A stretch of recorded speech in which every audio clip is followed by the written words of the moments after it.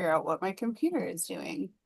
Well, Is I'm it going to me? jump on a question from Mimi while we're waiting, if that's all right. She's asking about a step-by-step guide in text or graphic for new members to register for Member Corner. There is not a step-by-step. I know it's something that Heather's going to cover tonight, so she will show you on the website where to go. But a step-by-step graphic, I think, could be really helpful to people. So that's a good suggestion, Mimi. And yes, it is essential, in order to, reach the resources that are maintained um, on the members only section of LWVO's website. So it is something that you want to get taken care of ASAP. Yay, there's a picture. And I'm Yeah, going to stop talking. it's still small, and that is the best I can make it. Hey, that's big. Getting That bigger. looks huge on my screen. Is it That looks great. is Perfect. it filling your screen? Yes, you should Okay. go for it. That's it. Okay. Go with it. I still can't see the chat, so Shelly, you've got to help me. I really need I like got the chat. more You go. monitors to do this. All right. Thank you for your patience, everybody. Oh, we are having a day. Okay, welcome to our July meeting. Most of this meeting is going to be dedicated to going over the voter service manual, but I do have a couple things of housekeeping first that I want to talk about. So here's our agenda for today. We're going to talk about the forum workshop that's coming up, transition surveys, leader corner, which already came up, and the voter service manual training. So first, I just want to talk about briefly the issue and candidate forum training. We actually had this scheduled for the 15th, I believe it was, and we had to reschedule it to July 30th, same time in the evening, 5:30 to 7. Thank you so much for your understanding with this that we had to reschedule. We had this vision of making this candidate issue forum workshop, and some of you were at convention and we actually had a workshop then, which a lot of discussion came up. And really, once we talked about it afterwards, we felt like we just kind of scratched the surface of this. So our vision was to make this toolkit that is telling you practical tips, policy, just really taking a lot of the information from US and some of our local leagues and making it a very Ohio specific, really helpful toolkit for people who want to plan candidate events. Well, in the process of gathering all this information and going over this to present, we just continued to have bigger discussions and more things that we would say, you know what, actually, we want to go back and, dig even deeper in that. So in the process of making what we thought was going to be a fairly simple toolkit, we have just opened up a whole can of worms. So we appreciate the time because this is going to be a really, really helpful resource for you all. I'm excited about how it's coming together. I keep saying jokingly that every time I close the door on this toolkit, I open 40 windows. So it's just the more we dig in, the more we're learning and the more we'll have to share with you. So thank you for your patience. I promise it will be worth it. It's going to be no matter what level you are with the league, if you're just starting or if you're pretty experienced in candidate events, I think you'll walk away with at least like one or two things where you're like, this is really helpful information to have. So please make sure you're registered for that. We are not really going to go over that section of the voter service manual at all today because we will be diving in so deeply next week. So if you want to get that, you have to come see me next week, and I promise it'll be worth your time. So there's the registration link, and I also have it at the end of the slides. I've got all the resources there. So we talked about this last month, but I just want to repeat it again. We are in this time of transition, and we need to know from local leagues who your people are, who we need to be talking to, who we need to share things with. So we've got the roster survey, which is general for LWVO to have. This is to be filled up by hopefully your president or at least a board member. And this is a one form per league that's telling us who all your new board members are. We also made a voter service survey. This one's a little bit different. So we want the current, or some of you I know are new current. So if you want to do that, we need one person from your league to fill it out multiple times. So if it's, if I'm the voter service chair, but Shelly does my vote 411 and Anna does my voter candidate events, I'm going to put each one of us and what we do. And that's really going to help us make sure we're talking to the right people when we have something that comes up. And it just allows us to talk to all of you. So sometimes, one of you might want to be on the call and not the other person because it's, vote 411 conversation. So it's just going to help us make sure that we're talking to the right people in your leagues. So appreciate those who have already filled it out. If you haven't, please do that. And then we will be making sure to update all of our contact list. I know we're still kind of in flux with that, so I apologize if you did not get an email from me. Feel free to give me a nudge if you're not getting my emails and I can make sure you're added. And then the other thing, the leader corner, which we already talked about. Everyone should be signed up for that. We have a lot of great information that's stored there. So our voter service meeting notes are there. The voter service manual that we're going to talk about today is there. And that's just, we've got Vote 411 trainings. That is just like the voter service side. There's also, no matter what position you're in with a league, there's a ton of information there. So if you're not already signed up, log on to that. If you're having any problems getting set up with that, reach out to Elizabeth and she can help make sure you get approved. Yeah, go ahead, Shelley. We're getting questions about the links you're referring to. Will people be able to access all of these links at the end of this presentation or in the slide deck that goes out tomorrow? They will be in the slide deck and I'll send that out tomorrow with the recording. Okay, great. Yeah, anywhere you see it like this throughout the slide, you can click it, but I also have them all at the very end. All right, so we got that stuff out of the way. Let's dive into this juicy voter service manual. It is a wonderful resource. So first of all, I just have to say I can't take much credit for this. I have worked on some edits and I will continue doing edits, but this was really a labor of love of Shelley and Nazik and much appreciated because this is such a great resource that a lot of local leagues don't have access to. And there's been so much time and love and many discussions about the content in this. So really, I just wanted to we wanted to dedicate this whole session to this because we want you to be using this. This is really, if you're just starting or if you have experience, this is like the best thing you can get your hands on as a voter service team member. So I want to start with a little bit of a disclaimer here. This manual is a living document and it's going to be updated to reflect election cycles. As we're getting, more guidance is changing. We are exploring more topics. So this was started a lot with like the content from LWVUS and LWBO policies and best practices. But just like with this forum toolkit, the more we start to dig into some of these topics, the more we see ways we can expand and add more information and add more guidance just to make things easier for you and take some of the questions out of this.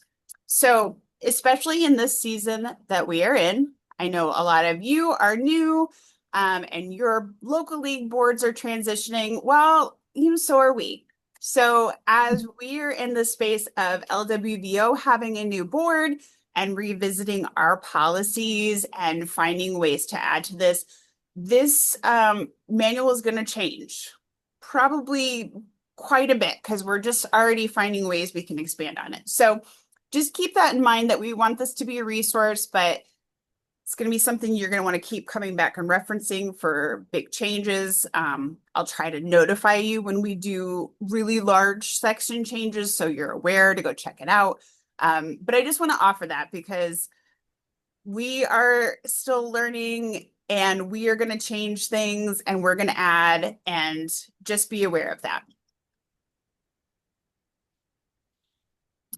So the manual right now has 3 big sections. The first one is the election season. The second one is voter guides. And the third one is candidate events. So let's go into the first one. And I'm going to click over to the actual document a couple times throughout this presentation. And at the end, I'll kind of go through it just so you see what it looks like on the leader corner and how you use it. But I just wanted to break this up into little sections here. So. All right, so first the election season.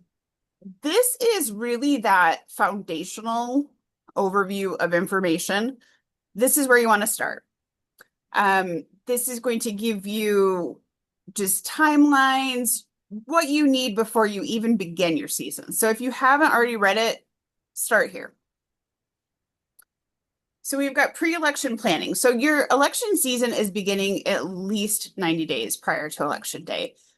We are probably like part of the few people in Ohio that are already thinking about November. But it's starting for us. We have to start getting our plans in, and we're going to have forums and everything else before you know it. This section covers like election law and administration, candidate versus issues, and partisanship and election cycles. So this is kind of your foundational policy guidance-based section. This is a really wonderful resource for you for your election season. So I'm going to reference some of these things. So we've got races on the ballot by year. Oh, am I going to mess it up now? Can you see just the voter service guide, or do you have like a thing in front of you? We see it. You see it? Okay. I have like a Yeah. weird pop-up that came up. So this is a table that's put together so you can look ahead and kind of see. It just takes the guesswork out of it. Like what's going to be on the ballot, what kind of election are we having per year, so that you can plan ahead and be aware of what's going to happen, especially, if you're new to the board, what's going to happen in your term, what things do you need to plan ahead for, if you're doing budgeting, if you're recruiting volunteers. It just gives you a good idea of when you're going to be busy and which things you're going to have on your plate. All right, let me see if I can go back now. I think I just might have messed it up. Oh, goodness. Okay, we're back. The next thing we have is what's on the ballot in 2025. So this is a little bit more expanded. This is also going to show you which races are on the ballot. And it also shows like really helpful things like, Senator 1 of 2, 2 of 2, because you're not going to have both of them. So it says, if you're going to have a primary election, if you're going to have a general election. So as you might have noticed, this one is, 2025 specific. And it says, there's some different places where you'll see the primary, general, or special election reference. So that's part of this too. We went back and forth on this a lot, and if we were going to do something that was truly evergreen or specific to the year.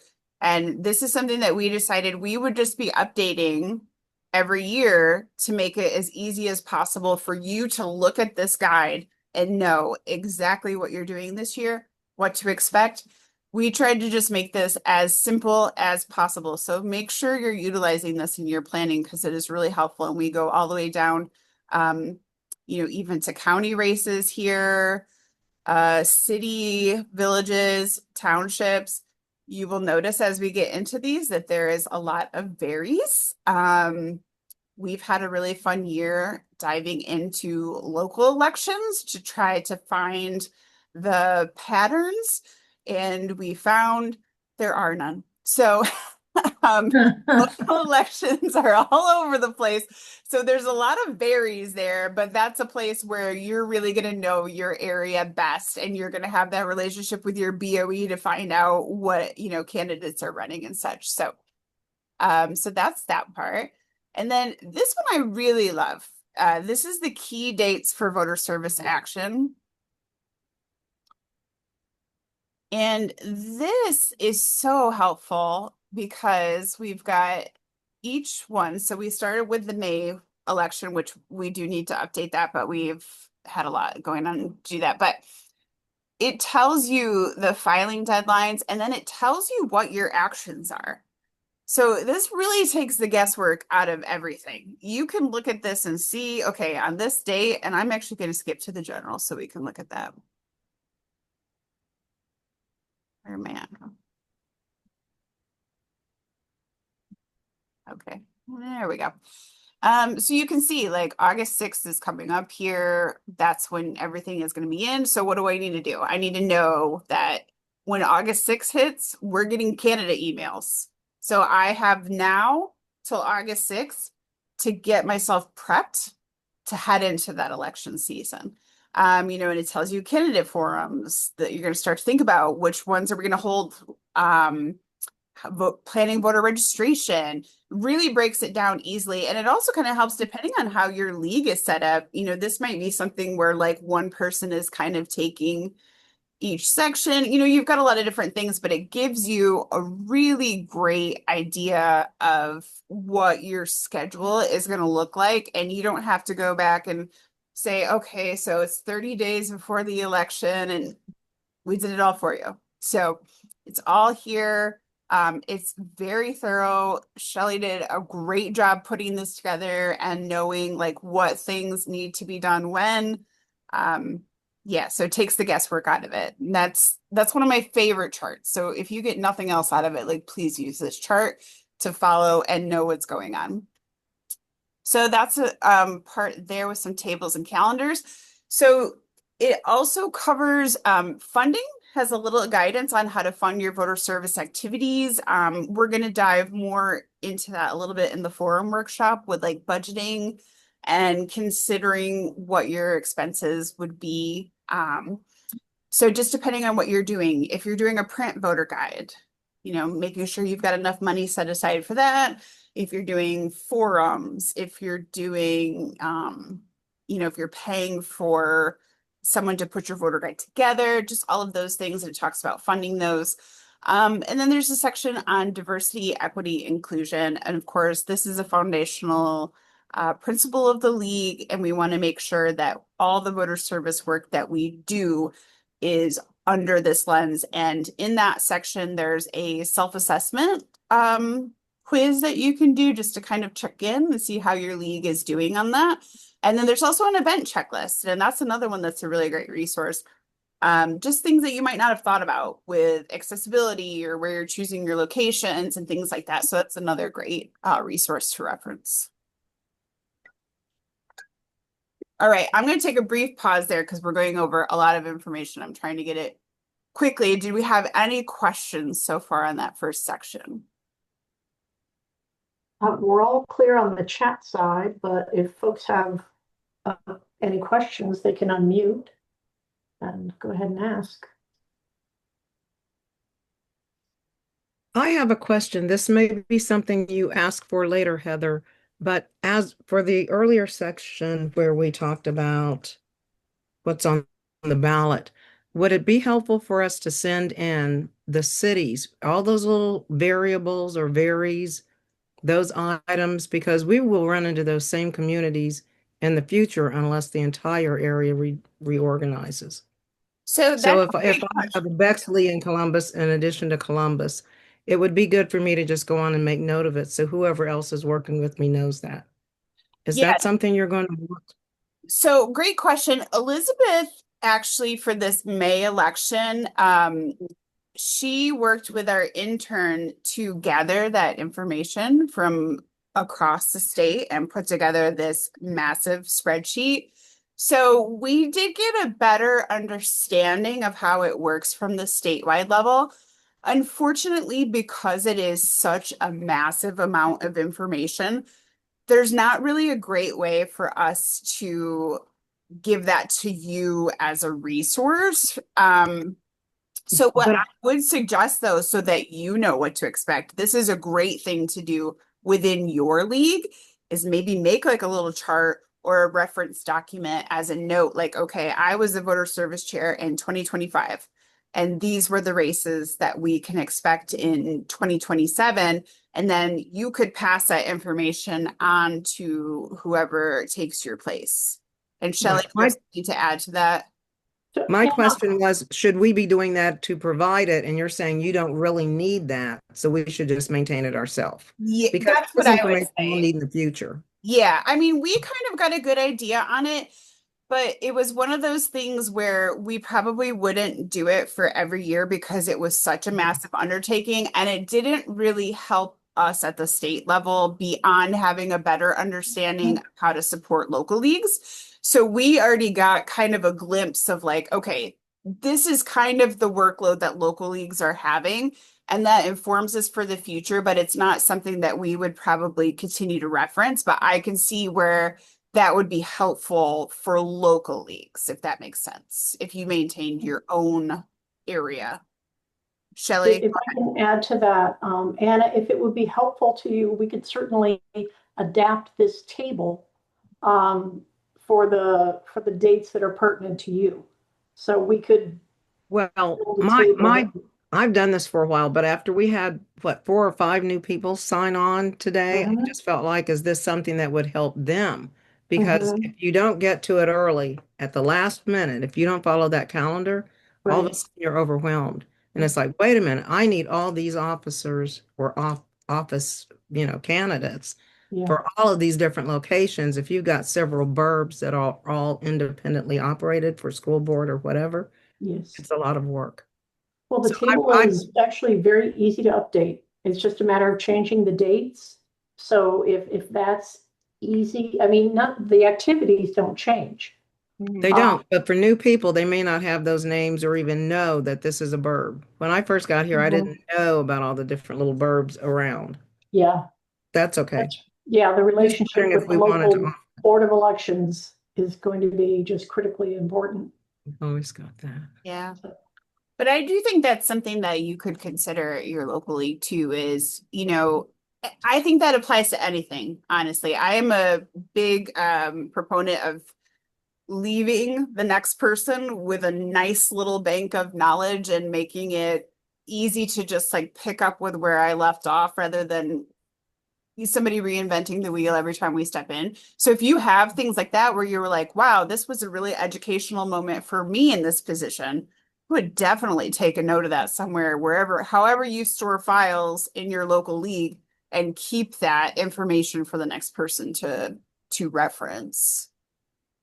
Heather, Kimberly Jacobs is asking you to repeat the DEI part. She said it was too fast. Kimberly, I'm not sure if there was something specific you were looking Oops, for. I was trying to go back here. No, just the entire thing went by too fast.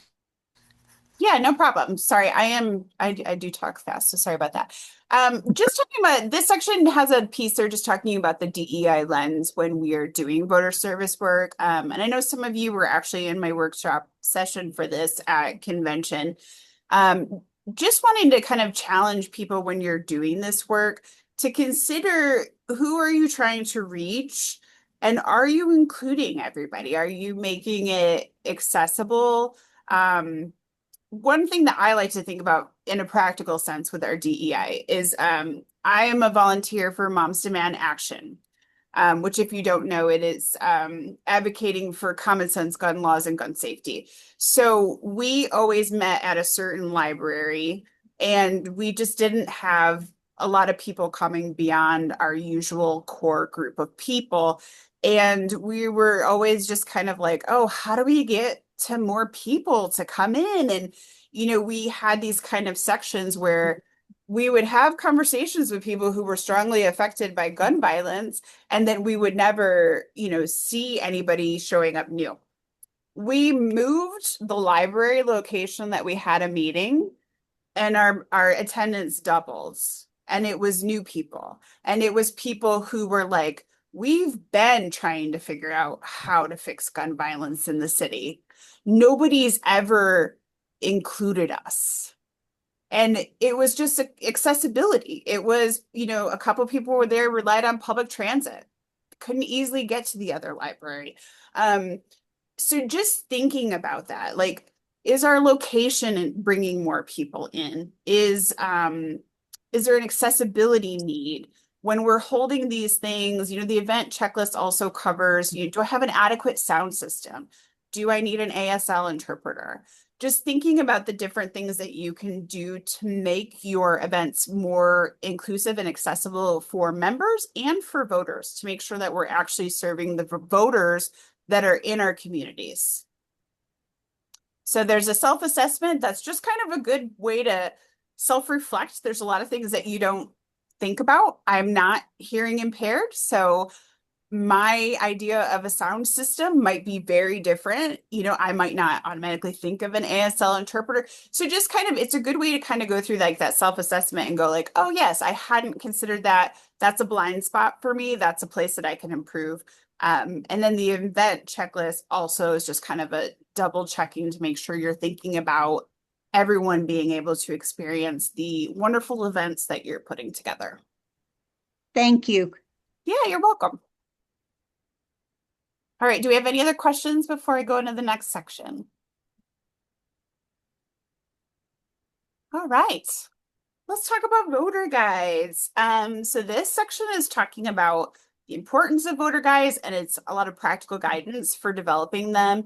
It's also going to go over the division of like which races leagues will manage, how you're making those questions, and then we've got some sample materials and helpful resources there as well. So the first thing we have in the voter guide is the voter guide management table, which I think, Shelley, there's going to be a few updates to this, right? Or were we good with that? I can't remember where we landed on that. I think keep scrolling and we'll find out. Okay. Well, before we get down to that, I will just say with this caveat that some of this might, as we are updating policies and reflecting, and as many of you know, last year we started as a pilot program where LWVO would be managing state level races, and that changed a little bit. So we are still working out some of the kinks with that. But this table overall, as a reference, has the race that you're talking about, the process management, which who has process management over that for the Vote 411 guide, who does the question prep, and who does the question selection. So that's just how this table is set up. So we've got federal, we've got state level, we do have regional. Yes. Okay. So we are taking regional. So some of this will get updated. So don't take this as gospel truth, just understand how the division works. And we will have this updated before the August 6th.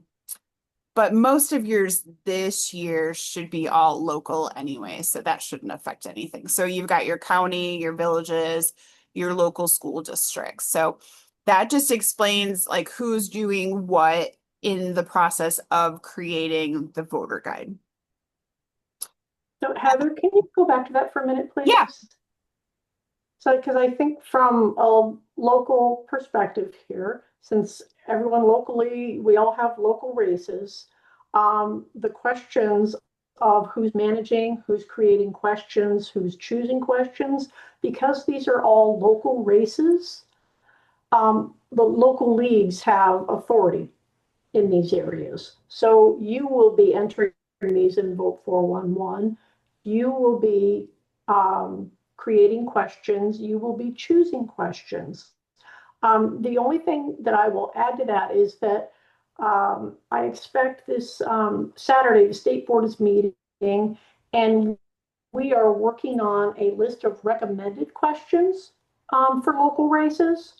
But these are just recommendations only, and it's to sort of give you a starting point. But local leagues are responsible for the questions for these local races.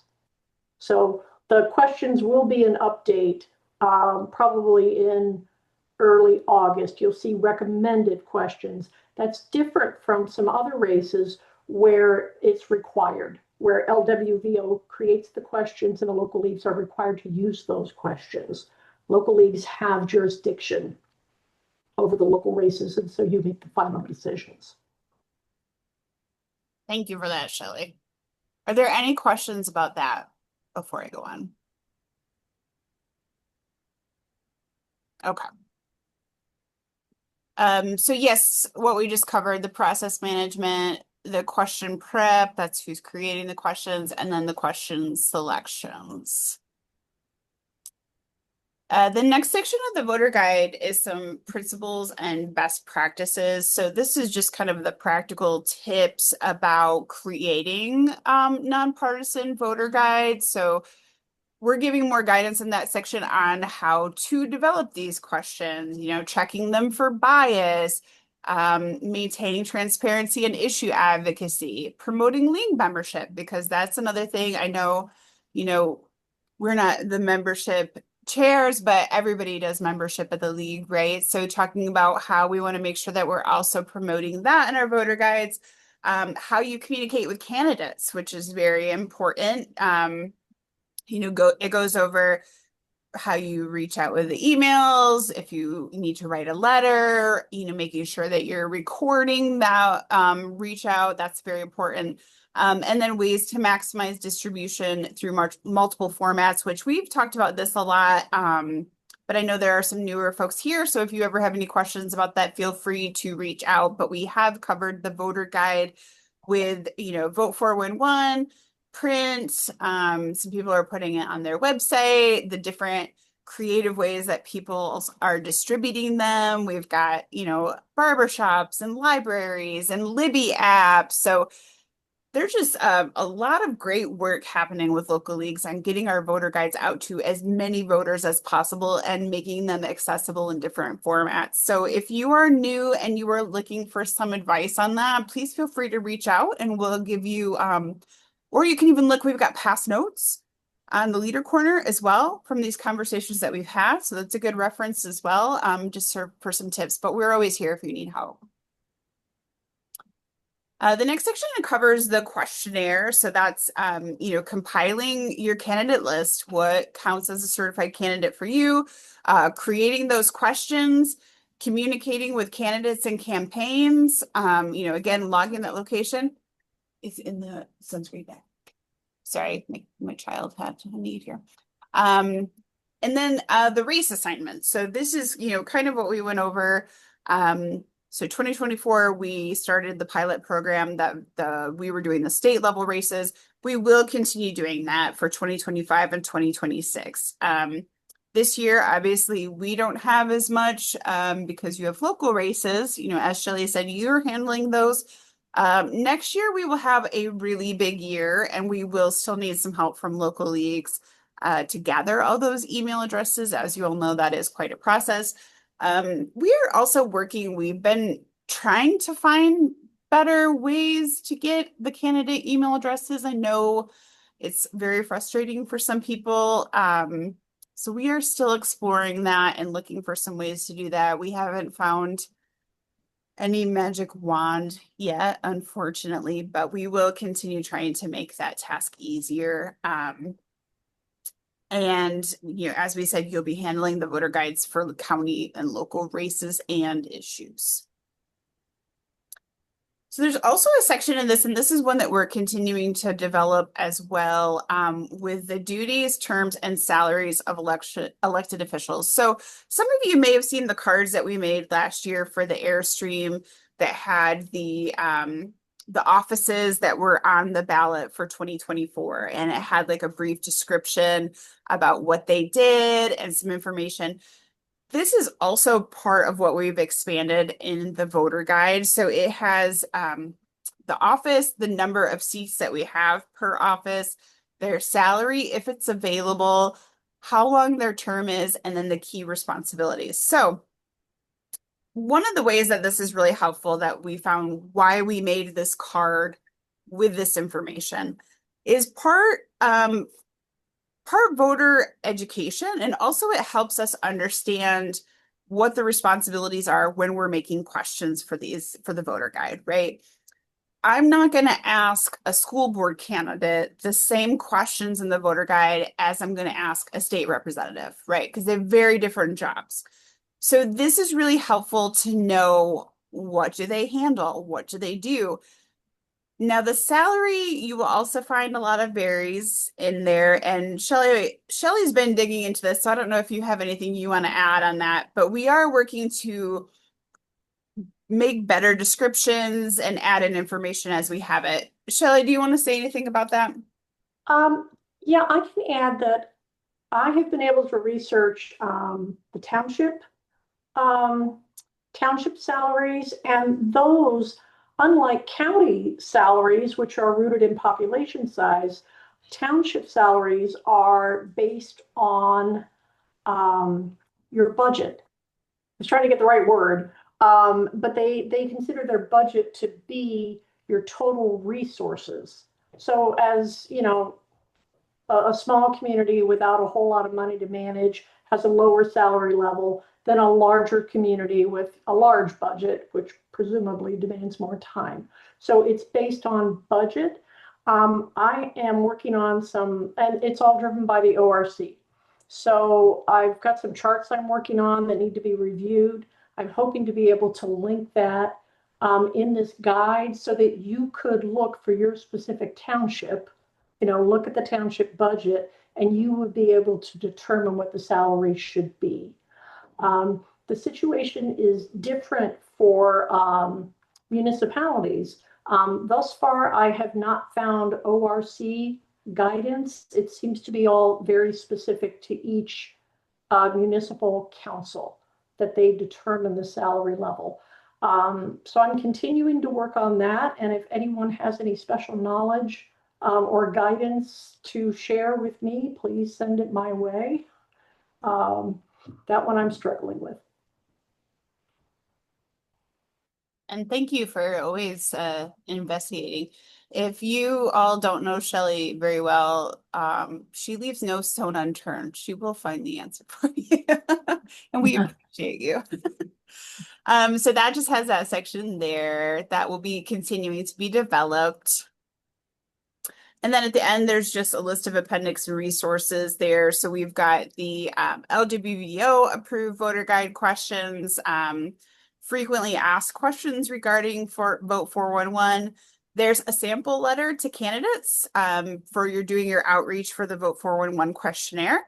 And then there's a sample joint letter to candidates. So that's if two leagues have the same candidate with the overlap. So those are good references that you can use as well. So that is the end of the voter guide section. Do we have any questions on that?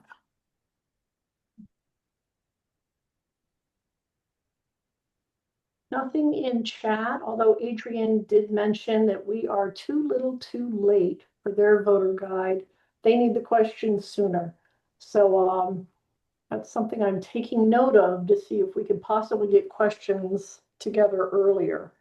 But I don't see any other questions in the chat. So I guess if folks want to unmute, they are welcome to do so. I would think a lot of the questions would be similar year after year, wouldn't they? Oh, is this Madeline? Yes. I would say that you can probably get about 80% of your questions at the local level could be the same. There's always going to be something that's unique to a local community that the state board wouldn't necessarily have knowledge of, that you may want, to highlight or feature in your voter guide. So there will be a lot of repeat use questions, and there's nothing wrong with that because we have a lot of the same concerns when it comes to candidates, and we're trying to find out basic things from them, so we don't have to reinvent the wheel. In order to get useful information from the candidates, but just be on the lookout for things that are unique to your community that that we're not going to know about, to make sure you're covering the important questions that your voters care about. Yeah, I just thought more of them as a starting point, as a kind of jump off. Mm-hmm. Okay, any other questions? I do have one other question, one other quick, I don't know if it's quick. Some things, for example, with school boards, knowing what's going on with the state legislature is crazy and complicated, and funding is very complicated.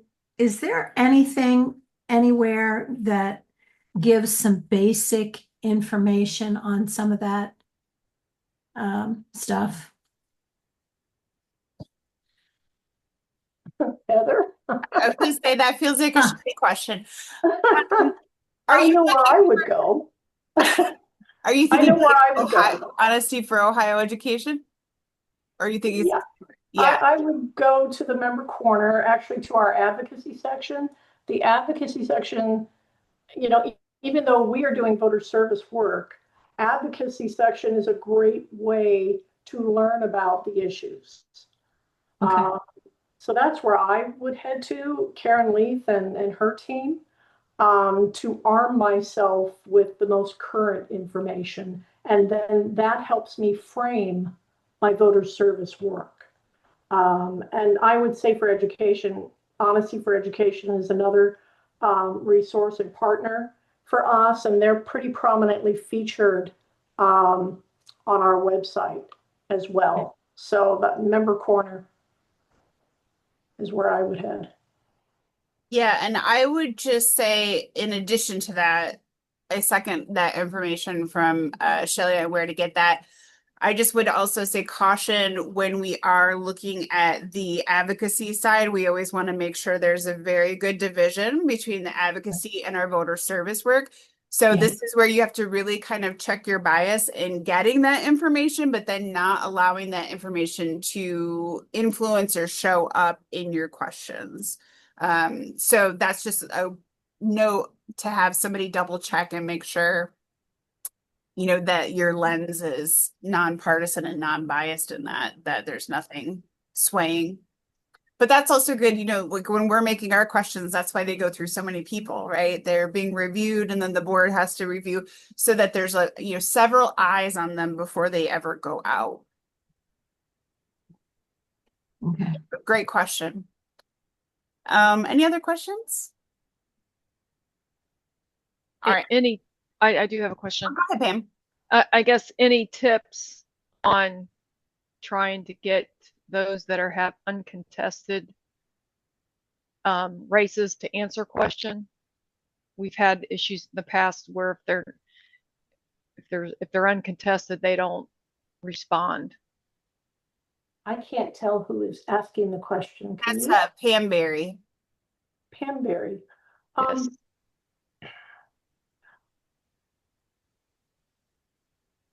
And we're talking about Vote 411, correct? Yes. Okay. Well, I think there's some room for variation here. I mean, in Geauga, we don't insist that the candidates answer questions when they're in uncontested races. And I'm thinking about county races where we were having trouble with participation. And what we found is that the candidates were saying, well, I'm not contested. I have a full-time job. I have a family. This just takes a bunch of time, you know, that I don't have, and I'm not in a contested race. So why do you need me to do this? So what we've asked them to do is to at least complete the bio section of Vote 411, which for those of you who are newer, this is where you're going to see a candidate headshot and what candidate doesn't want people to see their headshot. It's going to include their education, their relevant work experience, their community involvement. So it's going to at least give people an idea of who the individual is. And then the questions are optional. And some of them will answer them. But what we found was that if we make it optional when it's not contested, they get used to participating. And then the next time around, when the race is contested, they're like, oh, yeah, it's contested, therefore I should do the questions. So that's a strategy that we've used, and we feel like that at least gets them participating, even if it's not fully participating. It gives the voters information that they wouldn't have had otherwise. You know, the voters are getting some information about the candidate as opposed to getting, you know, the whole picture. So it's sort of like a partial win. It's not a win-win because you're not getting all the information. That's one strategy that we use. I don't know if others have had success or used other strategies to try to encourage participation in the voter guide. It's different with the candidate forums. That gets a lot more punchy. But with the voter guides, we've taken a softer approach. Okay, thank you. All right, so we've only got a few minutes left, so I don't have much more, but I kind of want to get through here. So, the third section is on candidate events, and as I said, you should come to the training on July 30th, and we will go over this section, and we will also be adding so much to this section as we continue to put this forum toolkit together. So here's the end. There's the resources. I've got the voter service manual linked. This is just a general access to the Leader Corner if you're not already familiar with where to find that. This is registration for the forum training and then the surveys. And if you want to contact us, that's my email or Shelly's email to answer any questions for you. So I did just want to add, as I've said several times, that this is a living document, and you might be a voter service chair noticing and saying, you know what, they didn't even talk about voter registration events or something like that. And the answer to that is we know, and we are working on it. So we already have a list. Every time Shelly and I have a conversation, it feels like we're like, add that to the list. But if there's something that you're like, you know what, this would be really helpful for me to know, it might already be on our list, but please feel free to reach out. It might be something we haven't thought about, and I can't guarantee that we can get it immediately, but we want this to be something that's useful for you. So if there's something that you would like to see, please let us know and we will see what we can do. And then, like I said, I will send these out tomorrow. And the recording, I'm going to stop sharing so I can see all you again. So I know that was a lot of information, but it's available to you on the Leader Corner, so you can go look through this at any time, and it's a great way to reference, just come back to it when you need something. We have a few minutes left, so before we go, does anybody have any questions or comments about that? Or in general? Shelly, did you have anything else that you wanted to add?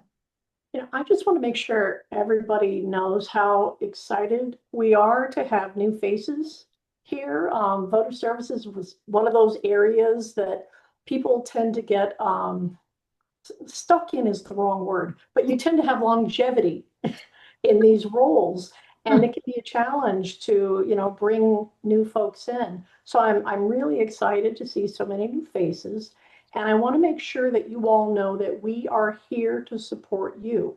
So Heather, shared our contact information, especially me. I mean, I am your elected representative. So if you have questions about voter services, you absolutely should not hesitate to reach out to me, and I'll do whatever I can, to get you on the right path. So yeah, that's it. Happy to see you all here. And if you don't know, Shelly, she also has experience doing a lot of voter service work at the local league. So I've really enjoyed working with her because we'll be talking about something and then she gives me a perspective of her, actual experience of executing something, and it opens up a different viewpoint. So she is definitely a great resource. We are lucky to have her. For certain things, but one of the things is that we all have knowledge here, and there are certain things that I have no knowledge about, like speed dating, and I turn to other people in other local leagues who I know have expertise in that area. So, I leaned on my colleagues as I was learning how to do voter service work. And so I would encourage all of you to lean on each other. And if you need me to help make those connections, to connect you with a league that has a similar issue or a similar structure or challenge, that's where I can help. So please don't hesitate to reach out. Yeah, and that's a good point that we've been, trying, throughout this year. One of my goals too, coming onto this position, is finding a way to better connect local leagues. And I'm still trying to work through a way to make this easier for everybody. But definitely, if you reach out to me or Shelly and say, I need help with this, we can think of a local league that's had that issue or come to us with that. So yes, please, connect with other local leagues doing the same things. All right. Well, if we don't have anything else, I will let you all get back to your evening. Thank you so much for being here. I hope this was helpful for you. And I hope that this is a good resource that you'll be able to use going forward in your voter service work. Thank you. Thank you. Good night.